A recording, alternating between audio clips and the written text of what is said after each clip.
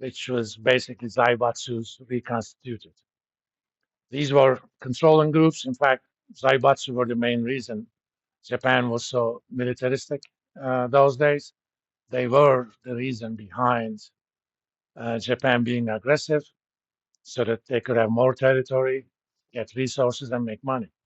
As usual, wars are always about money, even when it is uh, in terms when it is promoted in terms of religion.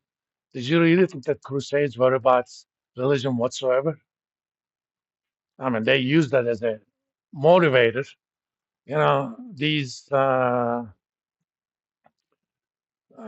infidel Saracens, as they called them, anybody who lived in that area that wasn't a Christian was called Saracen.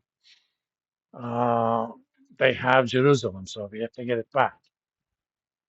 Well, do you really think the church cared that much about whether or not Jerusalem was in Christian hands? Maybe they did, but it didn't necessarily involve killing millions of people.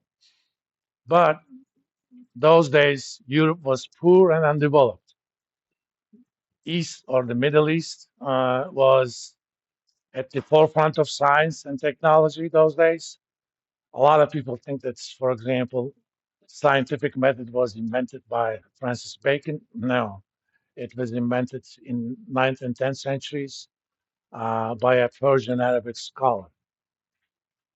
A lot, modern medicine uh, has its base those areas as well. Of course, they had the control of the Spice Road, the Silk Road. You know, it was a wealthy area, so they had to go there and get that wealth, which is precisely what they've done. If it wasn't for the Crusades, I don't think Renaissance was happening. Renaissance and Enlightenment, because when they went there and stayed about 200 years until they lost Jerusalem and everything back, but they learned so much, uh, from the Muslims, the Arabs, the Persians, and the Turks, in terms of science, mathematics. The European mathematics did not have a zero until the Crusades. They went to the Crusades, they learned, oh, these guys are actually using zero for something. Did you know that without zero, you cannot do rocket science? You cannot do physics? Try dividing two Roman numbers by each other. It'll give you a bad hair day. But when you have zeros, things are a lot easier. Doesn't have to be a decimal system. You can have zeros in binary system, system base 8, 16, what have you. It makes higher mathematics possible. Anyway, coming back here, I'll give you a hypothetical example. This actually happened in Turkey. When you have chobols, there are layers of organization, chobols or industrial groups like that. At the very top, there is the main holding company that is primarily owned by the founding family. There used to be a media holding company in Turkey. It's still there, but they're not as dominant anymore. The entire holding company is owned by the members of the founding family. And then underneath that, there is another holding company. And underneath that holding company, there are two more holding companies. One is for media businesses only, and the other is non-media businesses. And underneath each of those, there are separate companies. But the companies at the very bottom are publicly traded. Okay. And in order to have the control over them, only 49% is actually owned by the public. The rest is owned by the relevant parent company. Now,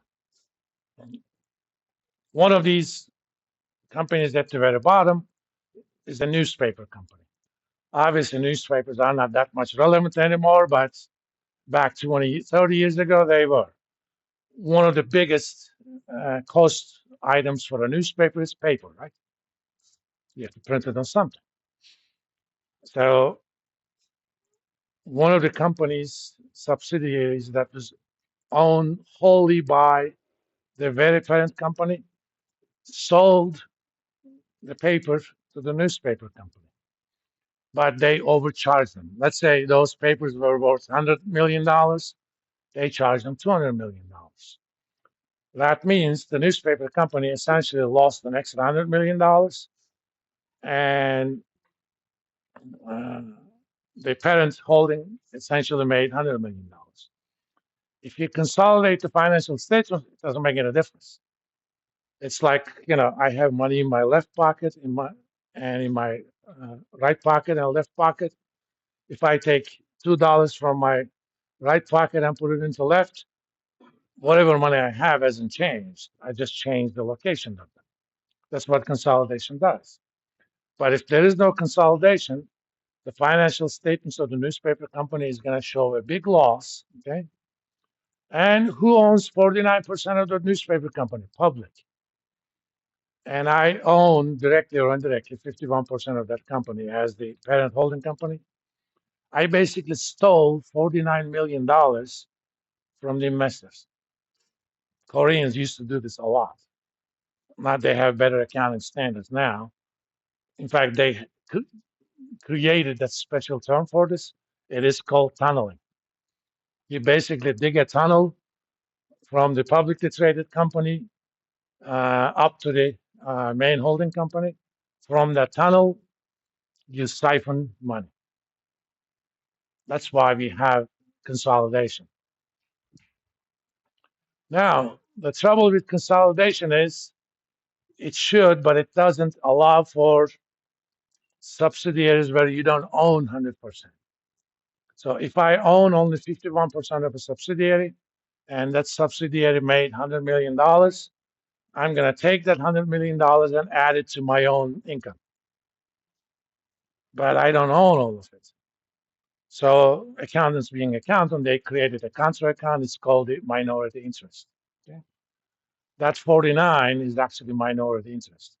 So when you're looking at net income or equity, you always need to look at it net off the minority interest. For a lot of companies, it's a small number, but for certain companies, it may not be. Let's say you have a Japanese subsidiary where you own only 30%, but you have controlling interest. If that company makes $100 million, 30 of it is yours, 70 goes to minority interest.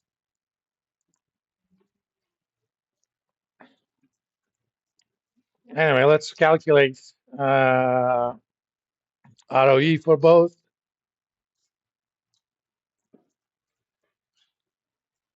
For Walmart, it's going to be, I'm going to calculate EM actually, because I don't have to calculate. For Walmart, 263.40 divided by 94.47. So that's 2.788. That means they have a debt equity ratio of about 1.79. So for each dollar of their own money equity, they borrow about $1.80 approximately. Similarly for Kroger, thank God for touch screens. 51 divided by 1289, 3.918. Kroger obviously is a lot more leveraged. So that equity ratio is, remember, that equity ratio is equity multiplier minus one. So they don't carry independent information. If you know one, you can calculate the other. So given this, ROEs will be for Kroger 5.44 times 3.918,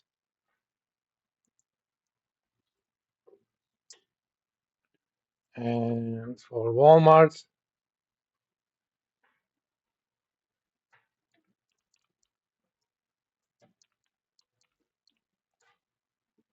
2085.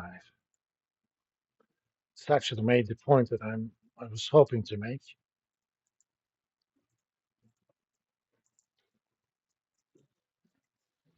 So it turns out return on equity, which is what the shareholders care, is actually higher for Kroger compared to Walmart. And, that's a pretty sizable number. And why? Because they are more leveraged. Now, leverage is a good thing when you're making money because you're making other people's money. If it costs you only 5% to finance it, but your return on assets is 544, then leverage actually gives you money. It gives you extra return. Uh, but on bad years, that leverage actually is going to kill you. If your return on asset is very low and your leverage is high, or if it's negative, your return on equity is going to be even that more negative. All right. Now,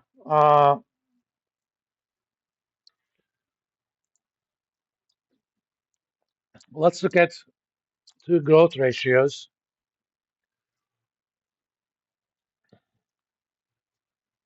One of them is called internal growth rate,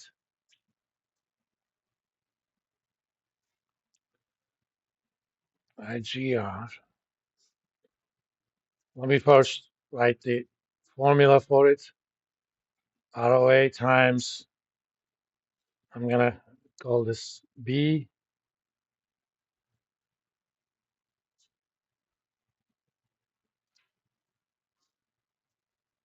or I'm going to define something called A.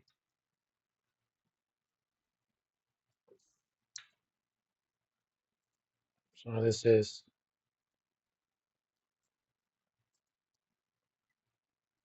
where B is retention ratio, or 1 minus dividend payout ratio.